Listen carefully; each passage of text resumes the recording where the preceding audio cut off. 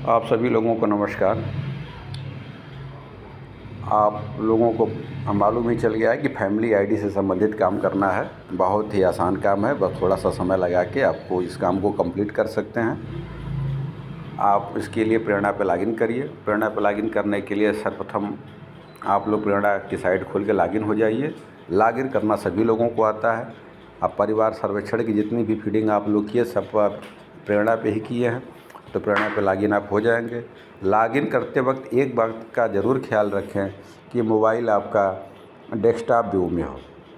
जब desktop view रह रहा है तभी ये ऊपर सबसे ऊपर ऑप्शन आ रहा है student mapping which are enrolled in Prerna but their sibling are enrolled.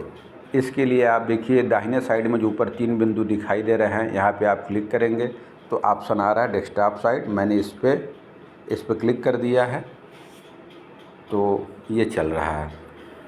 अगर आपके मोबाइल व्यू पे भी दिख रहा है तब तो अच्छी बात है, वैसे ज़्यादातर लोगों के मोबाइल व्यू पे नहीं ऑप्शन आ रहा है, तो आप डेस्कटॉप साइट ही कर लीजिए। अब इसमें बताना यही है कि उसके सिबलिंग, उसके जो भाई बहन हैं वो तो पढ़ रहे हैं और वो नहीं पढ़ रहा है, तो वो क्यों नहीं पढ़ रहा है, इसकी वजह क्या है, चाहे अगर वो पढ़ रहा है तो कहाँ पढ़ रहा है, इसी की जानकारी हमको देना है। तो हम उस बच्चे के परिवार से बात करके ये जानकारी हम प्राप्त कर सकते हैं कि उसकी स्थिति क्या है।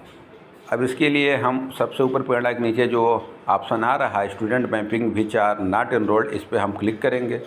क्लिक करने के बाद जो ये साइट खुल रही है इसमें आप देखेंगे कि मेरे स्कूल का नाम आ गया और मेरे स्कूल में लिख के आ गया कि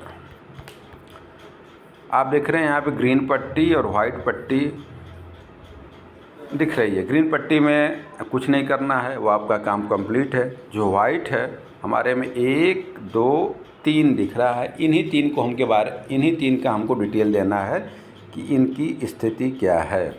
अब मान लीजिए कि हमारे यहाँ एक बच्चा है रजनीश सिंह। ये रजनीश सिंह की उम्र 15 साल से ज़्यादा हो गई है, लेकिन तभी भी इसका नाम दिखाई दे रहा है। तो इसका जब हम डिटेल बनाएंगे तो सबसे ऊपर पूछ रहा है कि क्या ये पढ़ता है, तो हम लोगों को जानकारी केवल इसी की देनी है प्राथमिक से लेकर जूनियर तक, जिसको हम कहेंगे नहीं।